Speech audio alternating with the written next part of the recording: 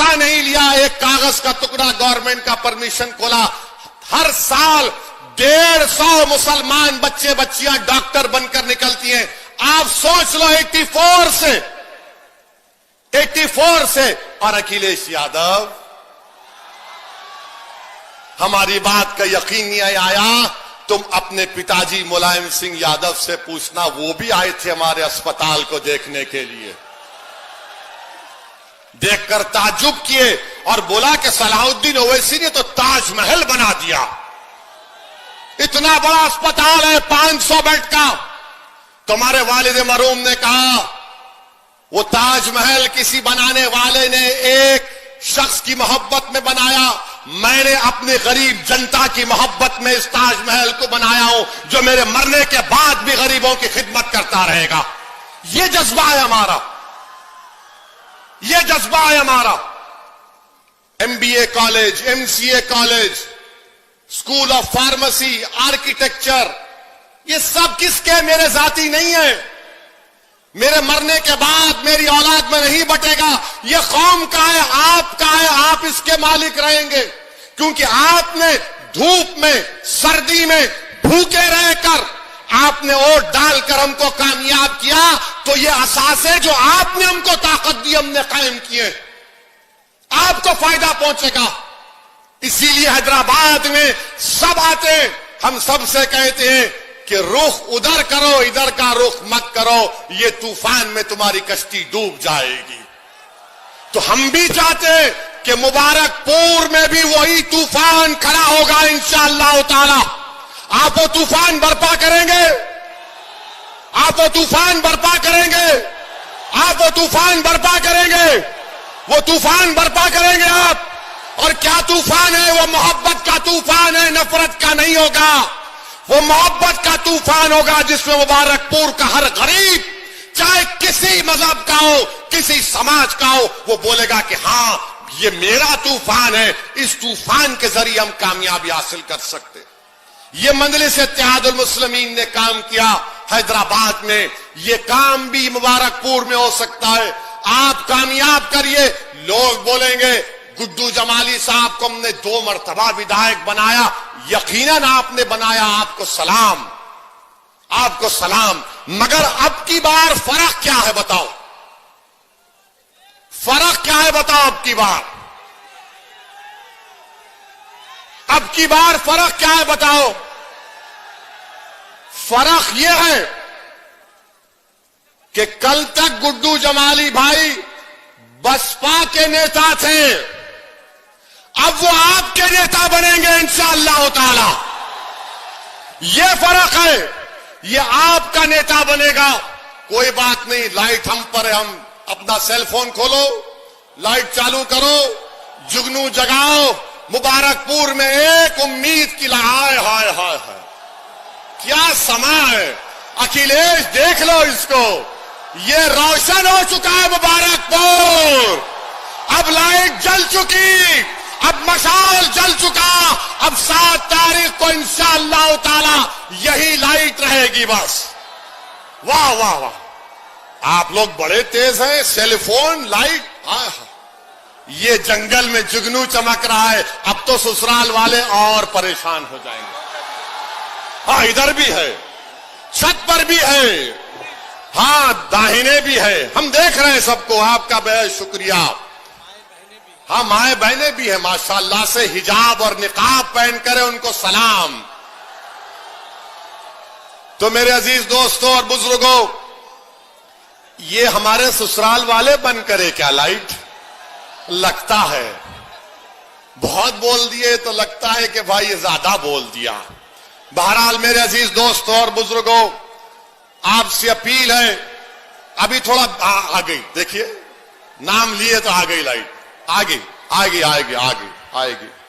मेरे अजीज दोस्तों और बुजुर्गों, समाजवादी पार्टी क्या बीजेपी को हरा सकती? नहीं हरा सकती बीजेपी को समाजवादी पार्टी। आपने 2019 में बहन मायावती को और अखिलेश यादव को वोट दिया नहीं दिया? दिया था ना आपने। पूरे उत्तर प्रदेश में आपने दिया, मगर सिर्फ 15 सीट पर ये लोग कामयाबी क्यों हासिल किए?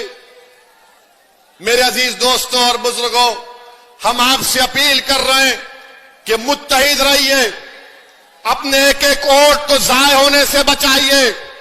आपसे हम अपील कर रहे हैं, ये लड़ाई आपकी लड़ाई है, ये लड़ाई आपको नेता बनाने की लड़ाई है, ये लड़ाई फिरका परस्ती को रोकने की लड़ाई है, ये लड़ाई नफरत को खत्म करने की लड़ाई है, ये लड़ाई मोहब्बत को आम करने की लड़ाई है, ये लड़ाई मुबारकपुर के बच्चे और बच्चियों को शिक्षा दिलाने की लड़ाई है, ये लड़ाई मुबारकपुर में विकास को पैदा करने की लड़ाई है, ये लड़ाई आपकी आवाज को उत्तर प्रदेश के विधानसभा में भिजाने की लड़ाई है।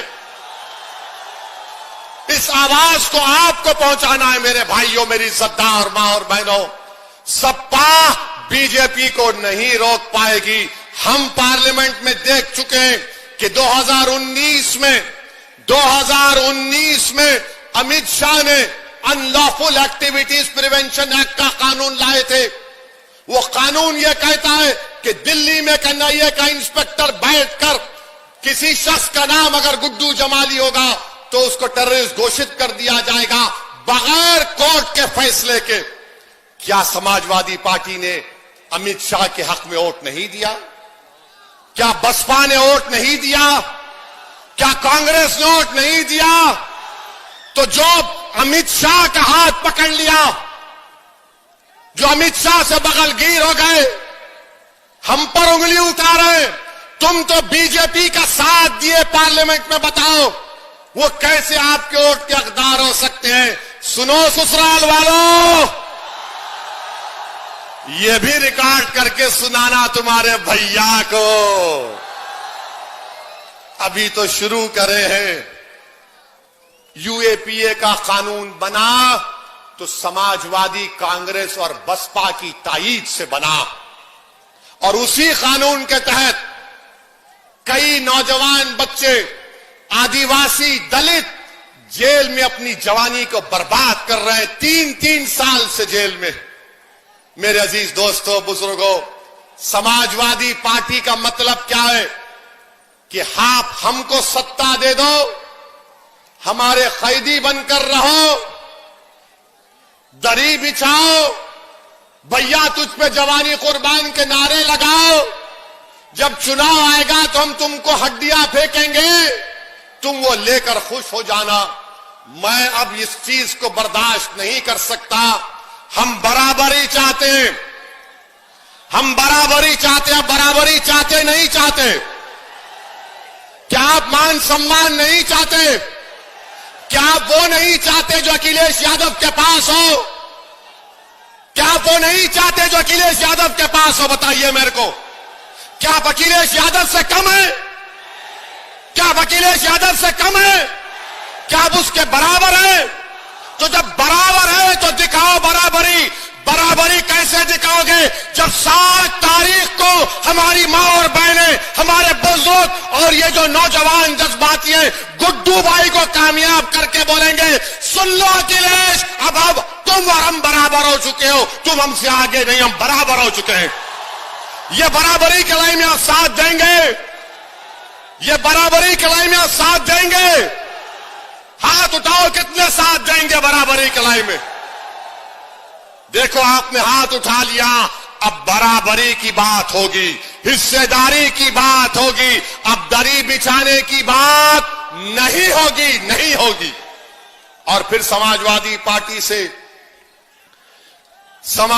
पार्टी के नेता अखिलेश यादव से पूछा गया, जो आपके एमपी हैं, उनसे मीडिया के लोगों ने पूछा, बताइए हिजाब और निकाब पर आपका क्या बोलना है? हिजाब और निकाब पर क्या बोलना है?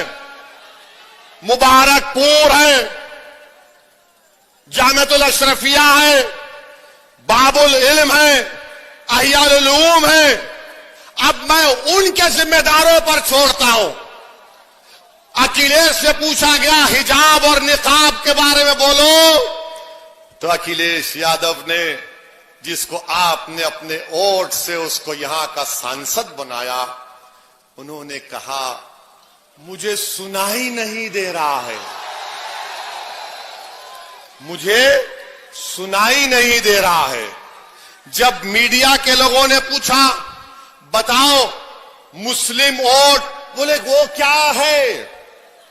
हम अखिलेश यादव साहब को मुबारकपुर से, आजमगढ़ से हम कह रहे अखिलेश यादव और समाजवादी पार्टी वालों, जो तुमने नहीं सुना, जो तुमने अपने कानों में उंगलियां लगा ली, वो ओवैसी सुन लिया। ओवैसी पुकार रहा है कि जब तक दुनिया बाकी रहेगी हम टोपी पहनेंगे, हिजाब पहनेंगे, नकाब पहनेंगे, दाढ़ी छोड़ेंगे, कोई भाई का लाल हमको नहीं रोक सकता। इंशाअल्लाह ताला कोई भाई का लाल नहीं रोक सकता।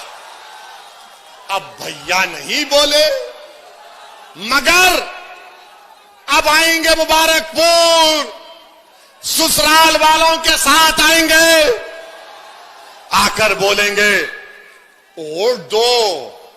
किसको दें जब तुम्हारे मुंह से नाइंसाफी की आवाज नहीं निकलती? किसको वोट दें? हमने उठाया था हिजाब के, निकाब के मसले को, सबने कहा ओवैसी उत्तर प्रदेश के चुनाव में हिजाब और निकाब को लाया, तो मैंने कहा तुम भारत के संविधान को नहीं जानते नादानों, मेरे ससुराल वालों। अंबेडकर का बनाया हुआ संविधान में आर्टिकल 29 है, कल्चर है मेरा हिजाब, निकाब, दाढ़ी और टोपी। भारत के संविधान में फंडामेंटल राइट है, मैं अपने फंडामेंटल राइट पर चलूंगा, तुम नहीं छीन सकते मुझसे। और जब उस बच्ची से बात हुई थी जिसको बलवाइयों ने घेर लिया, हमने उससे फोन किया और हमने उस बच्ची को कहा कि बेटी अल्लाह तुमको सलामत रखे, तुम्हारे मां बाप को सलामत रखे, क्योंकि उन्होंने तुमको बहादुर बनाया। क्या मुबारकपुर की हमारी मां और बहनें, मुझे यकीन है कि आप भी गयूर हैं, आप भी बहादुर हैं। मुझे यकीन है कि मुबारकपुर की वो औलाद अपने माओ को शर्मिंदा नहीं करेगी, बल्कि बहादुरी के साथ 7 तारीख के दिन अपनी मान सम्मान के नाम पर गुड्डू जमाली को वोट देगी। और उस दिन जब जाएंगे 7 तारीख को, तो जरा हिजाब, निकाब, टोपी पहनकर भी जाना, ताकि भैया को मालूम हो जाए कि जो जबान नहीं खोलता, देखो अब हम खोल रहे हैं।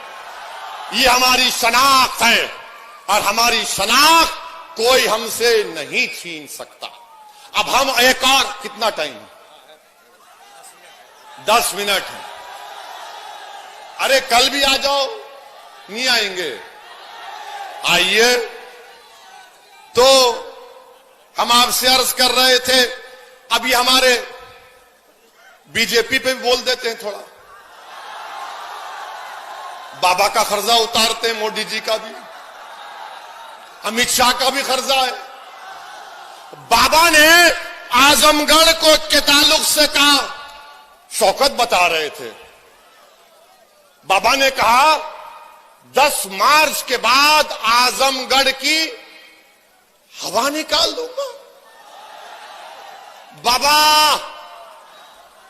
हमने जो मुबारकपुर में हवा पैदा की, जो अल्लाह उसके रसूल के सदके में पैदा हुई, अहले बैत के सदके में पैदा हुई, अहले दिल की दुआओं की वजह से पैदा हुई। बाबा, तुम कौन सी हवा निकालते हमको नहीं मालूम, मगर ये जो हवा यहां से निकलेगी वो पूरे उत्तर प्रदेश में जाएगी, पूरे भारत में जाएगी, और सुबह कयामत तक ये हवा रहेगी। रहेगी ना? ये हवा रहेगी ना? ये हवा रहेगी ना? बस बाबा आप निकालो हवा। बाबा नौकरी नहीं दे पाए, हवा निकाल दूंगा। बाबा बिजली नहीं दे पाए, हवा निकाल दूंगा। बाबा किसानों का मसला हल नहीं करे, हवा निकाल दूंगा। बाबा सांड का मसला हल नहीं करे, हवा निकाल दूंगा। बाबा दवा नहीं दे पाए, हवा निकाल दूंगा।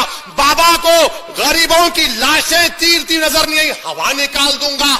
ऑक्सीजन नहीं दिए, हवा निकाल दूंगा। अरे बाबा, जब गरीब ऑक्सीजन की हवा के लिए तड़प रहा था, आप नजर नहीं आए। कोविड में अगर मुबारकपुर में कोई नजर आया जो गरीबों के दरमियान में था, जो अपनी इस्तिताअत के मुताबिक कोशिश कर रहा था, उसका नाम क्या था? गुड्डू जमाली था, गुड्डू जमाली था। क्या अखिलेश यादव नजर आए लॉकडाउन में? वो तो लंदन में थे, मालूम हुआ लंदन में थे भैया, लंदन में तफरीह कर रहे थे और गुड्डू भाई आपके दरमियान में आपके गम को कम करने की कोशिश कर रहे थे। और फिर मोदी जी देश अमित शाह पे बोल देते हैं, वरना ससुराल वाले बोलेंगे हम पे इतना बोले, उन पे नहीं बोले। हमारे भाषण को तराजू में तोलते ससुराल वाले, ऐसा कितना हुआ कितना। अबे क्या टमाटे खरीद रहे तुम यहां के हैं? अमित शाह साहब के बारे में आपने सुना, कितने ज्ञानी है वो, बहुत ज्ञानी है। हाँ, अमित शाह साहब ने उत्तर प्रदेश युवाओं से कहा कि जो युवा हमको वोट दे देगा, जो 12वीं के बाद इंटर में जाएगा, हम उसको लैपटॉप सेलफोन देते। हाय हाय हाय, ये तो हमारे ससुराल वालों से भी बड़े ज्यादा बात कर गए। 12th के बाद इंटर, ये हमको पता नहीं था मोदी जी। क्या आपने भारत को बना रहे हैं, देश के होम मिनिस्टर है। अभी हमको कल एक और वीडियो किसी ने भेजा, नहीं मालूम सच है या नहीं मालूम। उस वीडियो में था, कहीं पर अमित शाह भाषण दे रहे थे, तो भाषण में कहा मैं यहां पर फुला तारीख को 2070 में आया था। हैं?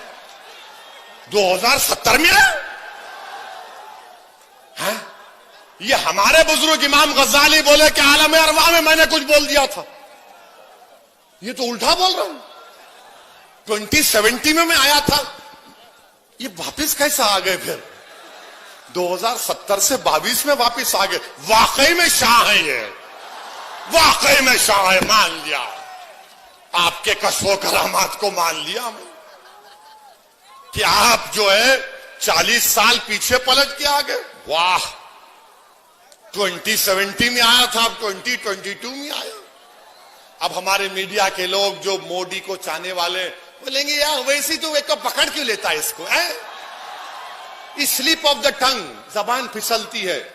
हमारी नहीं फिसली आज तक, फिसली हमारी जबान। हम किसी समाज के खिलाफ बोले, किसी मजहब के खिलाफ बोले, हाँ अखिलेश के खिलाफ बोले, मोदी के खिलाफ बोले, योगी के खिलाफ बोले और बोलते रहेंगे। हमारा संविधान का हक है। अब आप देखिए मोदी जी, अभी 5 मिनट है, अने फिक्र मैं आपका हो गया, मैं मुबारकपुर का हो गया अल्हम्दुलिल्लाह। आपने असदुद्दीन ओवैसी को खरीद लिया है और ईमानदारी से कह रहा हूं, अल्लाह जब तक जिंदा रखेगा इंशाअल्लाह ताला, ना मैं गुड्डू भाई को छोड़ूंगा ना आपको छोड़ने वाला हूं।